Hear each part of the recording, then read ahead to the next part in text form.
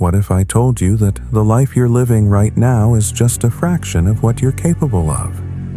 That beyond the fear, the doubt, and the comfort zone you've built like a fortress, there's a version of you waiting to rise. A version that doesn't just survive, but thrives. But here's the hard truth. That version of you will never exist unless you choose courage over comfort. Let me tell you about Sarah. Sarah was a dreamer. She had big ideas, a heart full of passion, and a vision that could light up a room. But Sarah was also terrified. Terrified of failure. Terrified of judgment. Terrified of stepping into the unknown. So she stayed small. She stayed quiet. She stayed safe.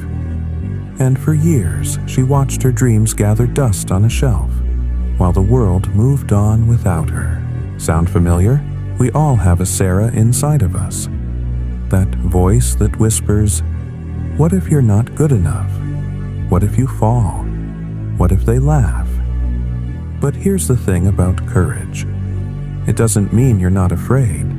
It means you're afraid and you do it anyway. It means you look fear in the eye and say, "You don't own me." Courage is the single mother working 2 jobs to give her child a better future. It's the entrepreneur who risks everything to build something from nothing. It's the artist who pours their soul onto the canvas, knowing the world might not understand. Courage is not the absence of fear. It's the triumph over it. But let me be clear.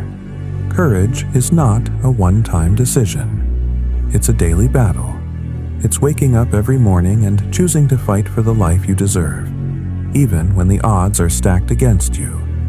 It's choosing to stand when everything in you wants to sit down. It's choosing to speak when everything in you wants to stay silent. So, I ask you this. What's your Sarah moment? What's the dream you've been too afraid to chase? The conversation you've been too scared to have? The leap you've been too hesitant to take?